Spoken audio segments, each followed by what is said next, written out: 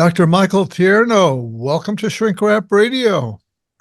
Well, thank you for having me, Dr. Dave. I'm happy to be here. I'm not a doctor. I don't have a PhD. I have two master's degrees, but thank you for calling me doctor.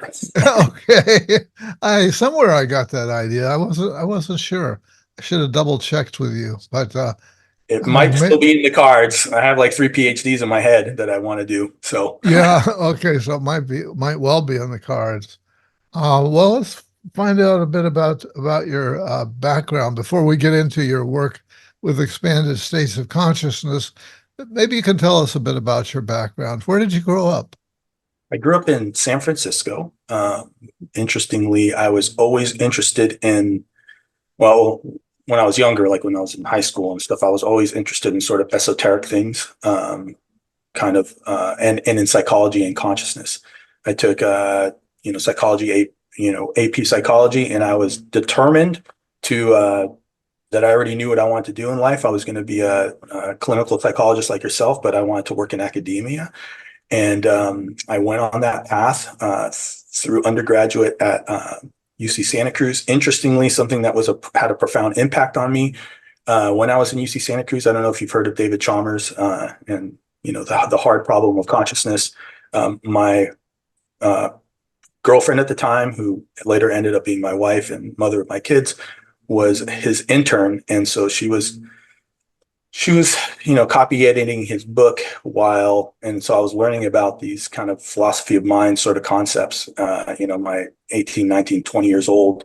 And I've had that hard problem of consciousness in my head throughout the rest of my life. I ended up, when I left undergraduate, I went into a PhD program at Ohio State, but for social psychology. I just found social psychology as I learned more about the diverse field of when you're in high school, you think of clinical psychology. When you're in Yeah. college, taking a bunch of additional psychology courses, you realize the expansiveness of what is the psychological field. And so I really resonated with social psychology, went to the Ohio State University, started a PhD program there, finished a master's degree, and I was really focused on consumer psychology. Let me turn on this light, it'll look a little better. Consumer psychology. And so I learned that I could get MBA for free by just laterally moving to within the graduate school. And so I went and got an MBA in marketing international business with the intention of going back and finishing the PhD. However, I started doing an internship at a pharmaceutical company and got captured by love of money and not living like a student. So I left Uh-huh. academia. Worked for a pharmaceutical company for 5 years, then ran a business in California for almost 20 years. And then about 8 years ago, I rediscovered altered states on a trip to Peru. Ayahuasca changed Okay, my. before we go there, I can see how I got the idea that you had a PhD because you were enrolled in that PhD program. There you go. And what year did you graduate from high school, if I may ask? 91. Okay, yeah. So there was a lot of information about consciousness out there, and people were writing about it and so Yeah, yeah, on. So I can see absolutely. how, yeah, Yeah, I I can think see that how you would have the book got that David Chalmers wrote came out in 95 or 96, right when I was graduating from undergrad. Yeah, I'm not familiar with his name, but I'm sure it was a good book. And there were so many books coming out around that time, and a whole excitement about consciousness. What was your home life like? My home life. Uh, Yeah. both my parents were immigrants from Spain. And Okay. life um, was actually quite good. Had supportive and loving parents. Child of the 70s and 80s, so it wasn't as hands-on as it is now, but I had a lot of freedom. As long as I didn't get into trouble, my parents kind of let me do what I wanted. Uh, but I always felt that they had my back. I always could come to them for help and support. I felt a lot of love from them throughout my upbringing.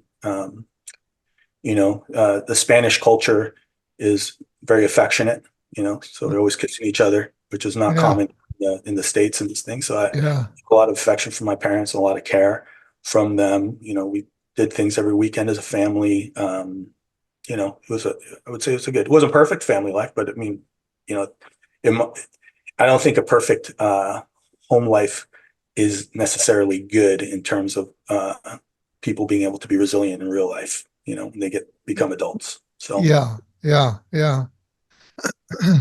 I was blessed, am blessed. Pardon?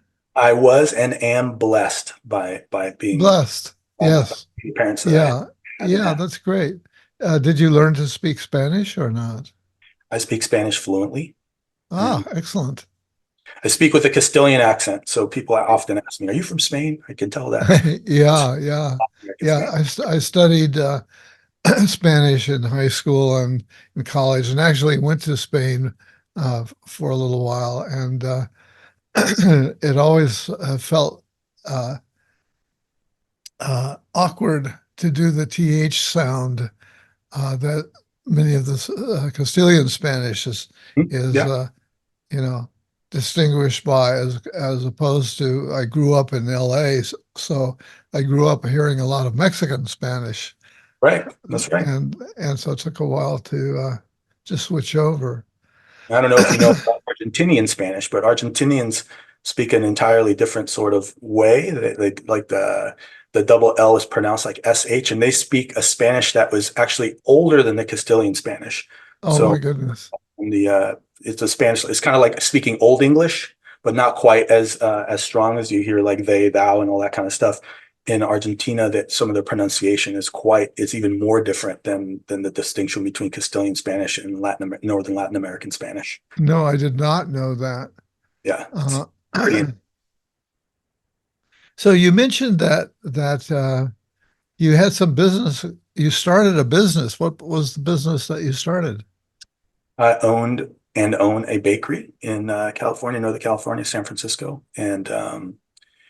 and that was a mom and pop. We grew it into a pretty large wholesale operation, but all that is gone from COVID. So now it's just a little mom and pop store again, and I'm happy because I'm very grateful for that because it actually gave me the time over the past 4 years to really develop myself into what my passion in my life is, which is involvement with expanded states and supporting people and helping people. As you Yeah. know, as I mentioned, like my original thing was to be a clinical psychologist because there was a desire to help people. And, I went away from that path for many years, or helping people in that way wasn't part of my life. And then through COVID and through the, kind of decrease in the brick and mortar style wholesale business gave me space to like really embrace what I find more interesting, find my passion, my purpose in life. Yeah, yeah. So you one of the things that you say about yourself, and I think this was a result. This is edging into your going to Peru. You say for a long time that you were a staunch materialist. How so? What do you mean by that? So, as part of learning academic psychology, there's there's a base sort of understanding that there's still a big flavor of behaviorism. There's still a Yeah, big flavor of of the other sciences, and psychology oftentimes is trying to like defend themselves to say that they are as sciencey as like biology and chemistry and physics and stuff. right. So Yeah, there's sort of a implicit and maybe explicit understanding that we are just a collection of physical particles that come together, and like we're in a behavioral sort of mechanistic manner interacting and engaging in the world. That at base there's only material, there's only physical stuff, and one of the theories is that consciousness emerges from the physical somehow. Who knows? Strong emergence, weak emergence. There's different sorts of understanding of that. And I was a very staunch materialist. Like I believed, like, oh, there is only matter. There is only this physical world, and I was pretty well vetted in the argumentation for that. And so I was kind of militant in that, and a little bit embarrassingly so, because after I went to Peru and experienced ayahuasca, I had to do kind of like a oops. That was maybe there's more to this life than just atoms and quantum fields. maybe the metaphysics that is at base reality is different from how I had learned it from an intellectual sense, because now I was experiencing something that was different, that was more whole, that was more real. And since then, I've done a lot of reading and research into different metaphysics and philosophy of mind, and have new beliefs. Yeah. How would you describe your new belief? Is there a term that captures it? That would be Yeah, absolutely. the opposite of a staunch materialist. Absolutely. There is. I didn't know we were going to be talking about this, but I do love talking about this. So Yeah. I hate to say this. So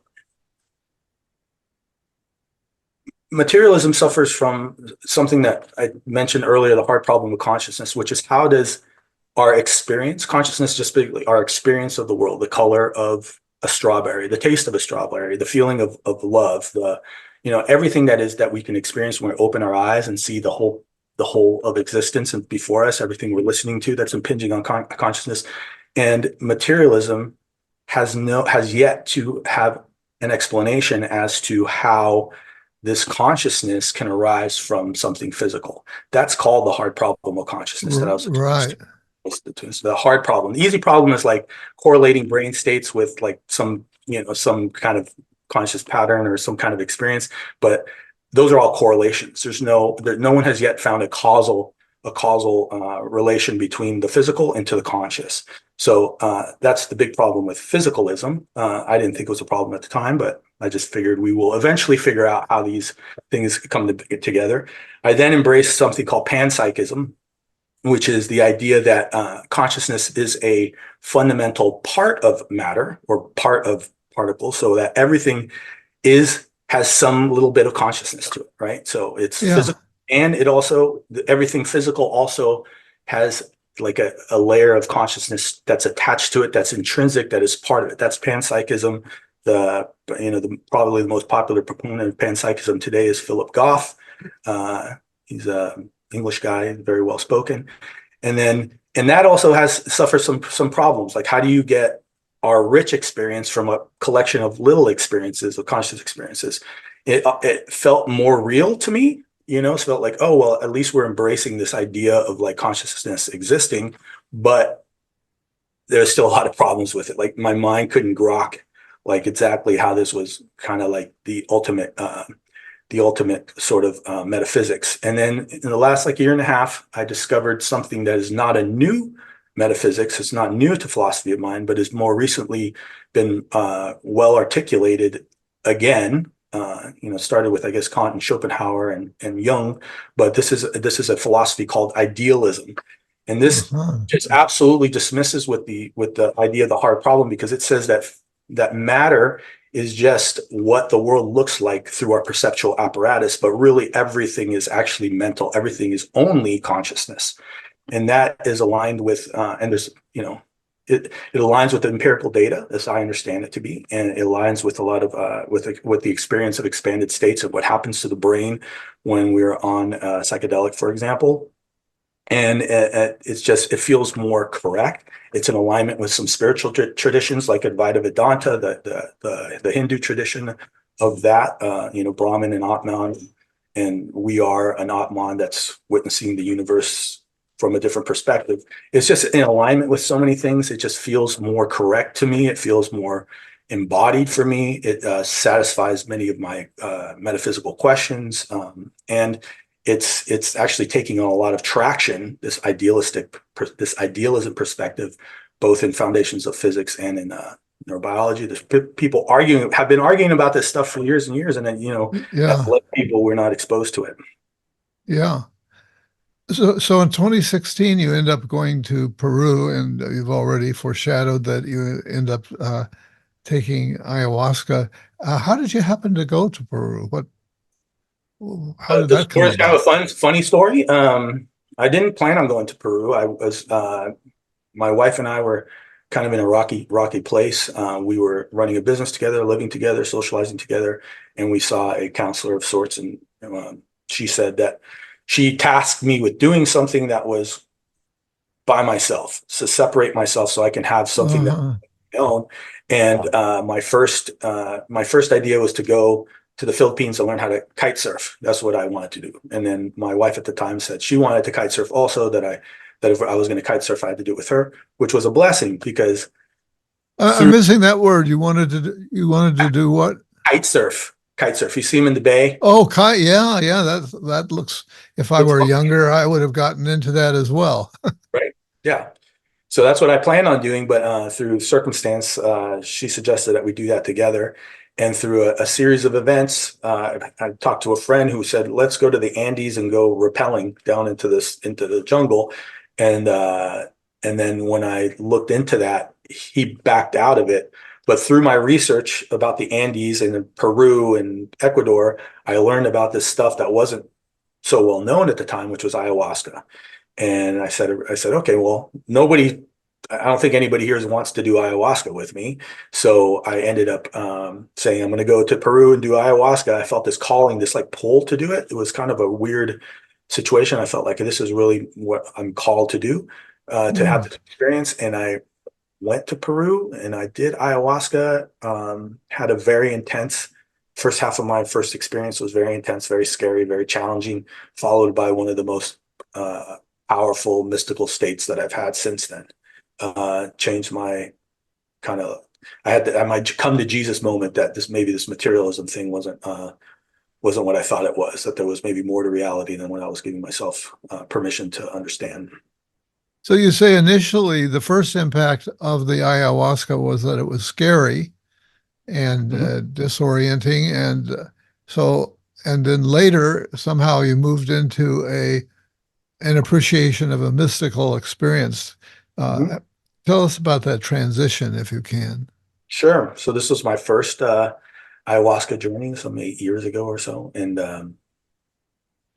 I sat with this guy Paul Diamond, who's down in Peru, and I drank the cup, and I thought, hey, this is going to be, trust and surrender was what I've been told, and I was told that no matter what happens, these are key words, important words that I tell people as well. I don't serve ayahuasca, but I tell people when they're entering expanded state is that it will be over. You will come back. Um, so I drink this cup, and I sit down on my mat, and I wait about 40 minutes in. The experience of transitioning from one conscious state to the other is happening is I'm finding it very uncomfortable. I recognize, my own internal need for quote unquote control, which is something that many people kind of suffer. They think they have more control in their lives than they do. So I'm struggling with this transition of consciousness. There's all these images going by my experience. The room is dark. Eyes open, eyes closed, doesn't matter. I'm just seeing a pattern of wild things that I've never seen in my life. And I said to myself, "Oh, you've done it now. You've gone crazy. You're never coming back from this. This is the end. What a mistake you Yeah, made. You're yeah, going to scary. leave this retreat tomorrow." And then after about an hour of that, the words of the person that was sitting it, which says, if you find yourself in intense territory, just breathe and recognize, tell yourself that you're safe, and recognize that we'll be sitting around in a group eating fruit in about 4 hours. So I told myself, I put attention to my breath, started slowing down. I started to put myself into the position of the witness and just watched what was going on, as opposed to like having myself invested in what I was seeing. And all of a sudden things calmed down, and I felt a transition to an experience of being connected with everything in the universe all at once, which is, Yeah, part of the traditional, not the traditional, but the typical mystical experience that one gets under psychedelics, is that experience of oneness with everything, of connection with anything, of total love and gratitude for the universe and for life and for this gift of life that we've been given. I had that feeling and recognized that, whoa, this whole thing that has opened up in my conscious awareness does not seem like it's made of matter. It seems much more big and beautiful than I'd uh, been able to appreciate or connect with before. And then the ceremony ended, and just like you said, we were having fruit all together as a group, and I was forever changed. yeah. Wow. And was it challenging to integrate this into your life? It was challenging because there was two things that were challenging, really. So first was to be able to having a community of people to be able to talk with about this experience, because Uh-huh. and that's something that that that people discuss in that have had these expanded states experience talk about is it's hard to talk about that experience of connection, divinity, gratitude, ultimate gratitude to people who haven't had that experience. They kind of think like Yeah. that's freaking hippie. Like, what is he talking about? It's hard to it's hard to find like it was, and it's hard to find like-minded folks or folks that have had that experience. It's much easier nowadays, but it Right. was, and it's easier in the Bay Area where I live. But it was back then. I was the only person I knew that had had any of these kinds of experiences in their 40s, and so I felt a little bit solitary. So that part was hard. Um, the other part that was not hard, but it was a process that actually took me the next 6-7 years to do, was to kind of like un unpack more and understand like how how much more there is to the universe than what I had allowed myself to to understand and believe prior.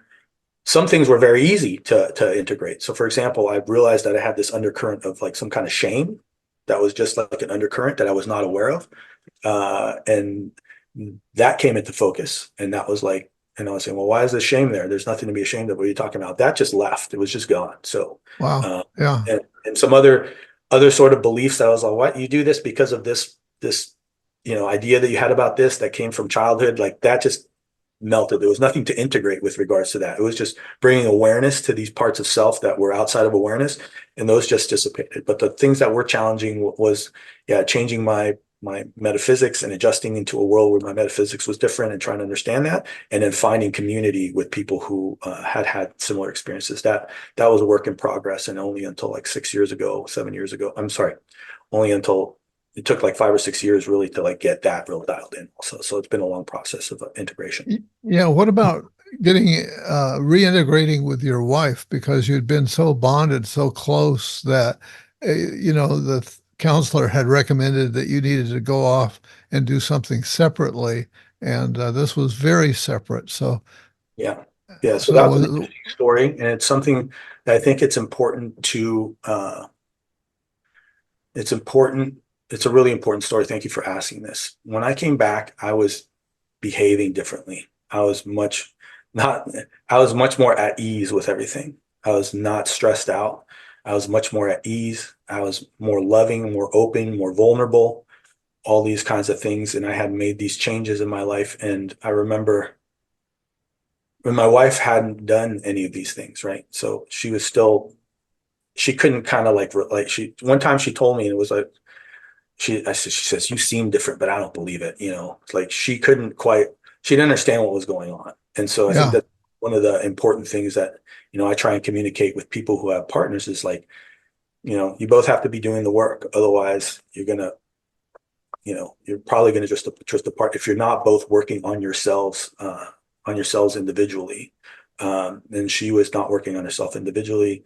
Um, I became more at ease with my life. I became more, not to say that anything bad about her, because she's a wonderful person, but uh, I just, embraced this new path of mine, and we grew apart, and, we're separated now. So for 4 years. uh-huh. So best thing that ever happened to me, because now I'm in a partnership that's completely different. We're both working on ourselves all the time and getting closer and closer as time goes on, which I think is the ideal, or what you want to be in relationship with another person, is to support each other, Yeah, allow each other to be their best selves. yeah, yeah. So, what's the role of psychedelics in the work that you do now? I know you are involved in leadership roles in terms of introducing people to expanded states of consciousness, and uh, and the way it worked for you was with ayahuasca. So, what's the role of psychedelics in your work now? Psychedelics is one way that we can enter in an expanded state. And I work with, people who are, you know, who are doing psychedelics, and people in other modalities as well, breath work and things like that. But the role is basically like, I think there's like three sort of levels to this. So Okay. whatever expanded state, you could say you could say psychedelics, and different psychedelics are good for different sort of specific sort of things, but really we could just talk about any expanded state.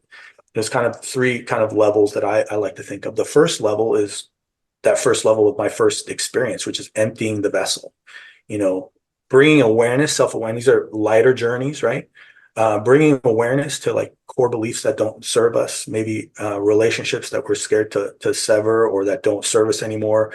All this stuff that's hammering around in life that's sort of, we're not really aware of how it's impacting ourself, our being, and putting, bringing awareness to those things, and then allowing them to release them. For example, the shame that I was feeling that I didn't know where it came from. I had no idea this, but it was operating in my life. So, I go to a party and I'd have a couple drinks because I was trying to mask this shame that was not in awareness.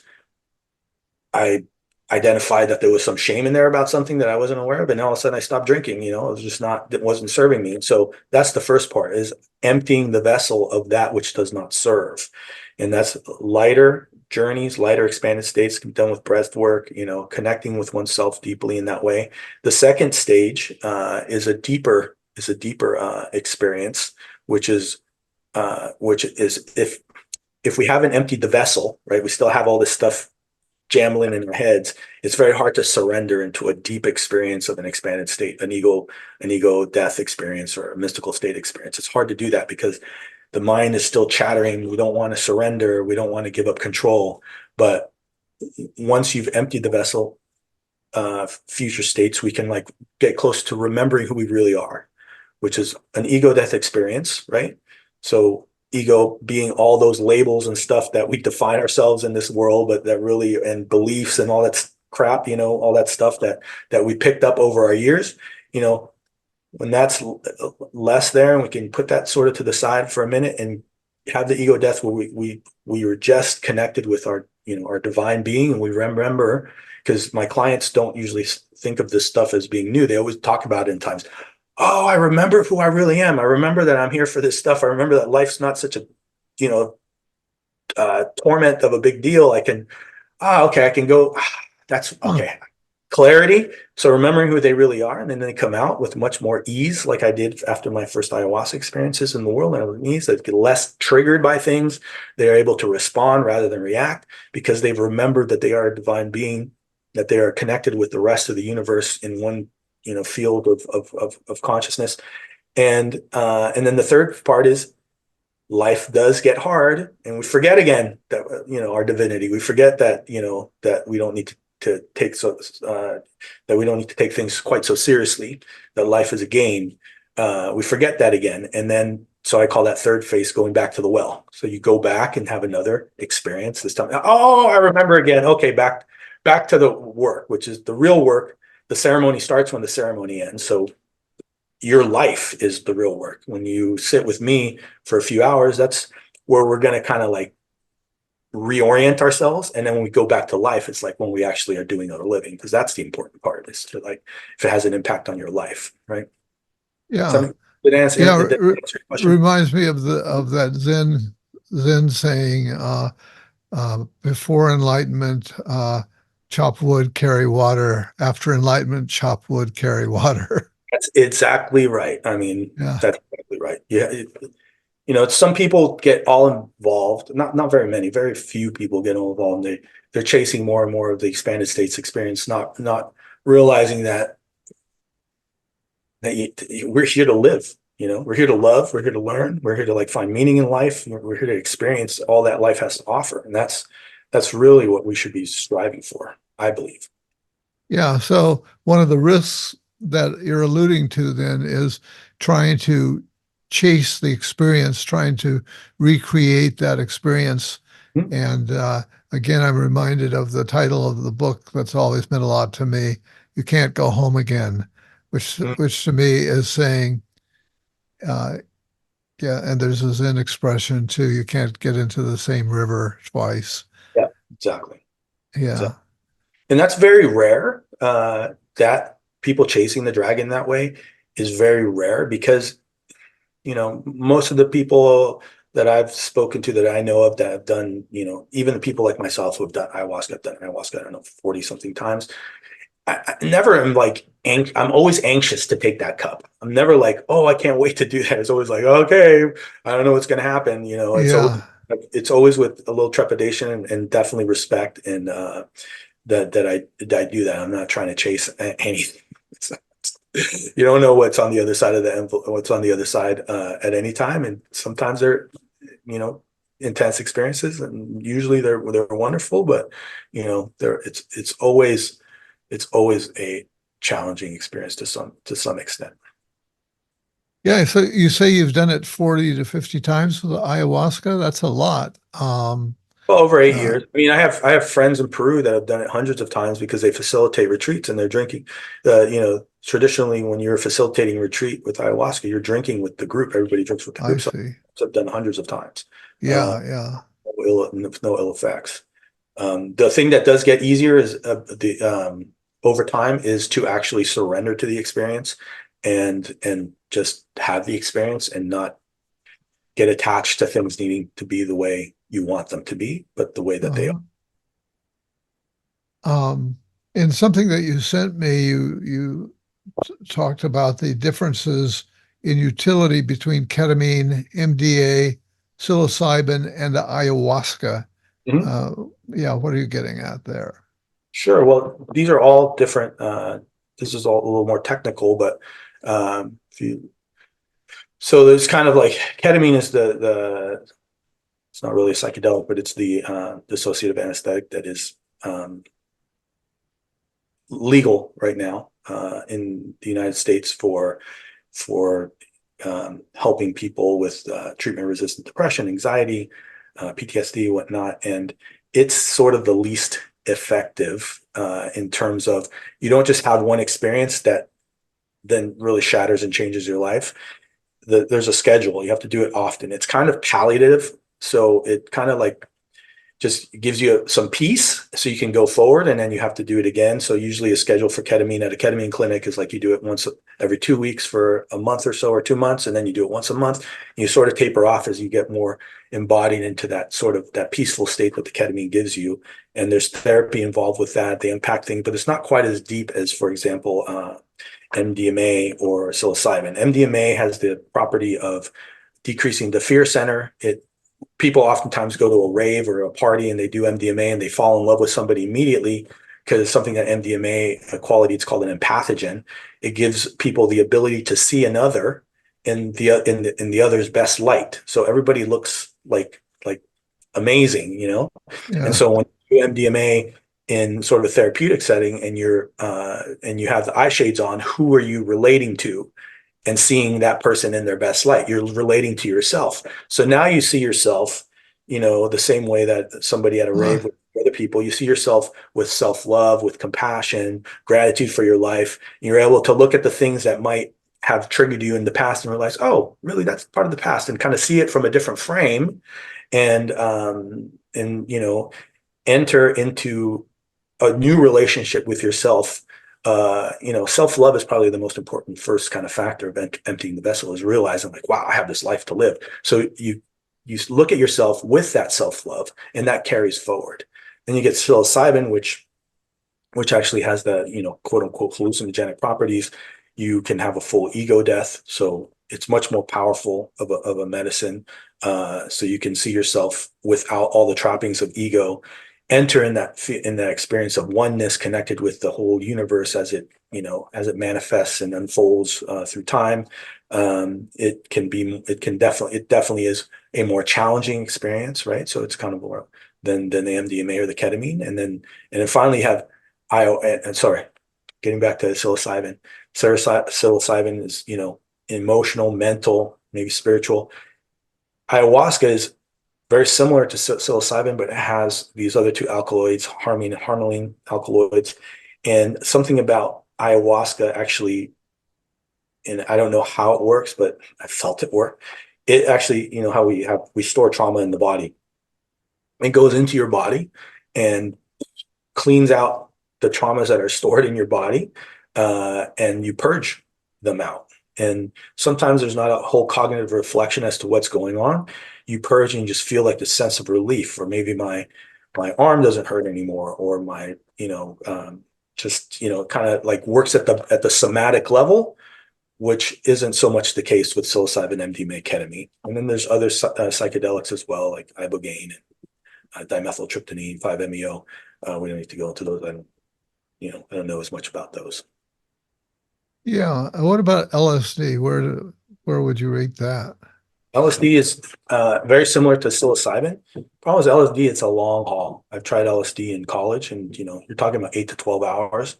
Yeah. People in the guiding community don't work with people who are on LSD or wanting to use LSD simply because of the length of time. If you're Uh-huh. it's for someone who's bringing their medicine and they're taking their medicine, you got 6 to 8 hours with them. If you're doing LSD, you're talking about 12 to 16 hours to have to sit with somebody.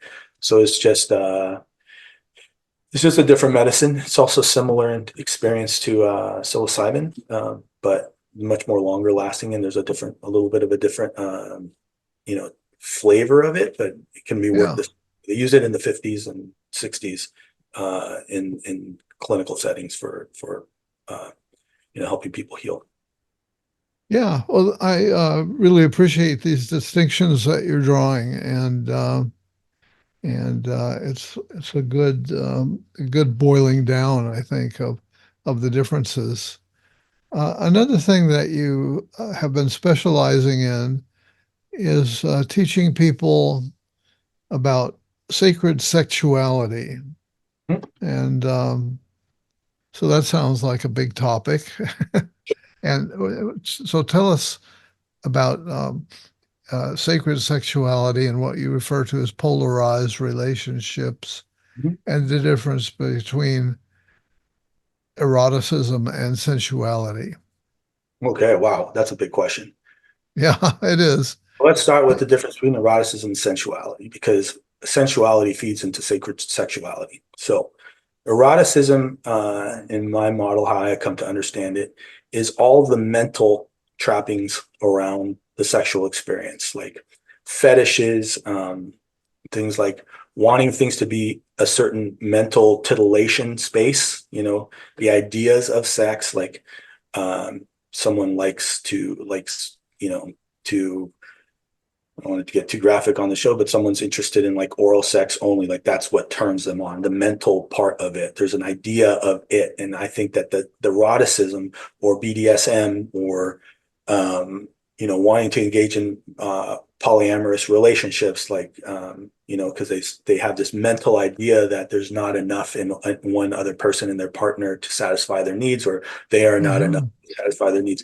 These are all mental games that we're playing that are all of ego, and that's the field of eroticism, right? So the mental part of sex. Okay. Then you have the sensuality part of sex, which is purely based on the experiential nature of the sexual experience from like a pleasure point of view, from a somatic point of view. Like, what does it feel like? Whole body, whole embodied sex, a whole embodied sexual experience where there's less mental going on and more, how much pleasure can you give? How much pleasure can you receive? Not just in the genitals, but the whole body, the whole experience.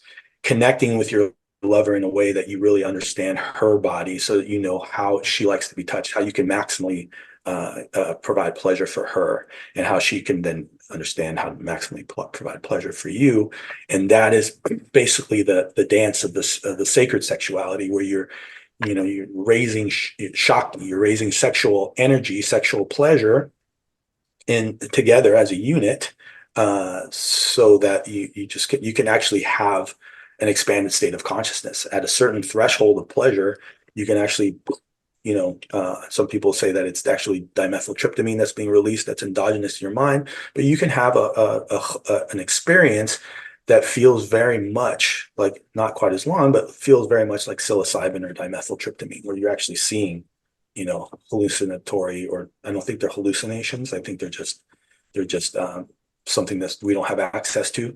Um, and that is just a different way of being. It involves real commitment and trust between both partners, and a longing to get to know each other better and to grow together. And that's what I think is, you know, where sacred sexuality comes from. One way, if you think of the Kama Sutra, right? People think of it as like an erotic book of like pictures to show, but those pictures aren't of eroticism. Those pictures are to show you different positions to increase sexual energy. We see them from the Western mind. Oh, look, dirty pictures, right? But they're not. They're actual positions. They're like positions to increase sexual energy and sensuality, right? And in these different positions, you have different energy chains. I don't know exactly. I haven't studied the Kama Sutra, but it's important to recognize that it's not a dirty picture book. It's a manual for increasing pleasure. So that I think covers sacred sexuality to some extent, and sensuality and eroticism. And then we can go into polarized relationships. A polarized relationship is a relationship you could where one partner is primarily masculine. Of course, we all have masculine and feminine energies inside us, and the other partner is primarily feminine. And together they make a whole. The feminine has certain needs and desires that are different from the masculine partner, right? So the feminine, desires trust and safety primarily, right? And she has all kinds of, generally a she. She has all kinds of capabilities and characteristics that I don't have, right? And then I primarily want to, as a masculine partner, want to feel useful and needed. I like to, really feel that I am of service to my partner. When Mm-hmm. she's happy and I feel like I'm taking care of her, I feel good, right? Because it just feels good for me.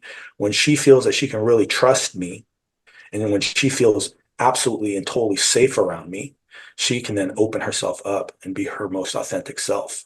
Because I'm allowing for that by really helping her, supporting her, not controlling in anything like that, like some people might think, but just allowing her to be as vulnerable as possible around me, and I too can be as vulnerable as possible around her. So that's the magic of the polarized relationship. If you think about the masculine person and the feminine person together in union, where they're able to express themselves and meet each other's needs as much as possible, you have kind of a whole. You have kind of like the yin yang, where you have the masculine side and the feminine side, together to make a whole. So that's a very short version of explaining polarized relationships. So people come to you for uh, for some sort of counseling services or guidance services. What are the delivery mechanisms of your business? Sure. So I have three. First and foremost is one-on-ones. So I sit with people in an expanded state. They're in the expanded state. I sit with them. I make sure that they feel safe, that they're taken care of. I listen to them with total curiosity and absolute zero judgment, so that when they're in that more open state, they can feel comfortable, and I help them unpack what they're getting to, what they're alluding to, so they can really distill it. Their long journeys.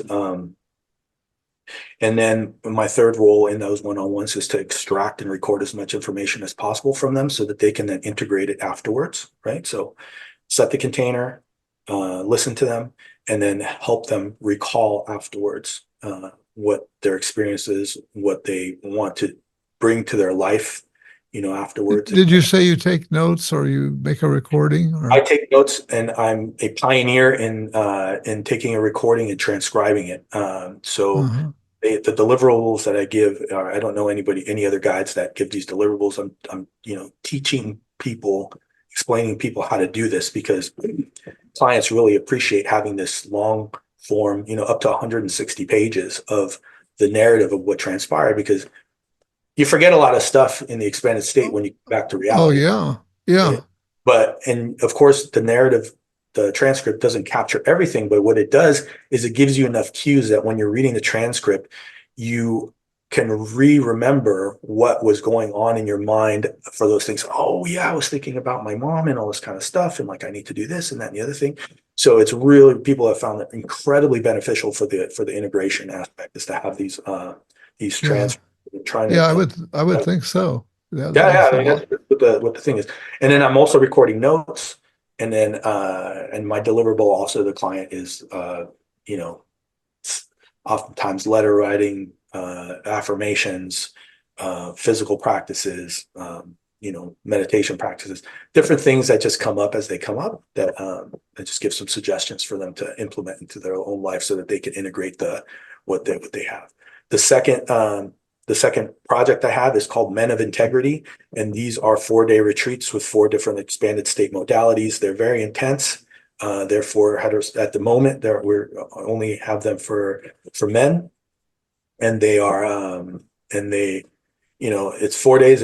It's quite a 4 days full of workshops and expanded states experiences and working together. And the brilliance about this, the thing that I'm most proud of and has the most impact, is once they graduate from the retreat, they now enter into like graduate community or whatever. And then we continue to do once a month support calls. We have a study group. We're studying a book this year, 1 chapter a month. We're doing work on that.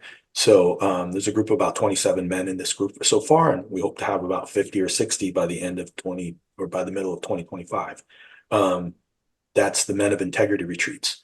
And the final thing that I do is I have a ayahuasca retreat center in Peru that I co-run with some of my friends down in Peru. Those are the people that have done ayahuasca hundreds of times. And that is very important because inevitably, especially when people hear about my own path, how I came on this path with ayahuasca, people start asking me like, what about ayahuasca? Unfortunately, most retreat centers, I know a lot of people in this space, most retreat centers aren't, things happen, right? They're made of people. I know everybody who works at Heart Sanctuary. I trust everybody down there with anything. I know their families. I know, we're kind of a family down there.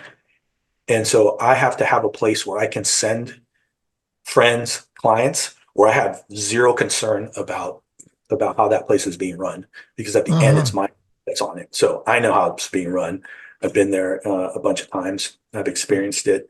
We have 100% success rate with people being just blown away by it. There's no funny business. The ceremonies, which have been notorious with some of the, you probably read in the news that some unethical, sort of things happen with some clients, with some women clients, because the sort of cultural expectations for some of the indigenous tribes are not the same as our Western sort of ideas in terms of what consent is and whatnot on an altered state. And we're very, very, very straight in terms of like our rules and like how we proceed with ceremony and our integrity. And so I can send anybody down there and know that they're going to be, that they're not going to come back and telling me like, why did you send me? Like, they're going to be like, oh, that was amazing. And so that's critical that Heart Sanctuary Retreats, which is what it's called, that I have that place down there that I can send clients and friends to without any kind of qualification or without any concern. Yeah, So those are the 3 things. yeah, that's as I appreciate the ethical concerns that you bring to that. Now, It's critical, Dr. Dave, because when people, these are very vulnerable states that people are in. right. And they're at their most vulnerable, and unfortunately, there's an increased likelihood that they could be taken advantage of. And so, I think that the ethical integrity of a retreat center and of a guide and whoever you're working with has to be the most important thing, because in the end, they're the ones that are setting the container for you. They're the ones that are responsible for your safety and make sure that things are being run according to some sort of standards. And so it's incredibly important. Yeah. Is there anything else that you want to get across here that you hoped would come out in this interview? No, a lot of stuff came out that I wasn't planning on talking about. Good. So that Good. was That's supposed to happen. that was fun. and so I guess you would be considered an underground. Would you say an underground therapist, an underground guide? I'll just call myself an expanded state guide. I'm not say underground or anything like that. A lot of this has to do with who provides medicine. So if you don't provide the medicine, luckily in the Bay Area, there's a lot of places where there's kind of dispensary models where you can go and get your own medicine. So I don't have Yeah. to that sort of thing. People come with their own thing. So it's not really underground. People, bring their own stuff. They're instructed on what they should get. They go to where they got to get it. You can find it online. It's not difficult. I don't like to say that very much because, I don't want people who are going to do this on their own, because that's a recipe for like a high risk thing, but it's not hard to find it. So the underground nature of this is less underground than it might have been some years ago, if that makes sense. Yeah. Yeah.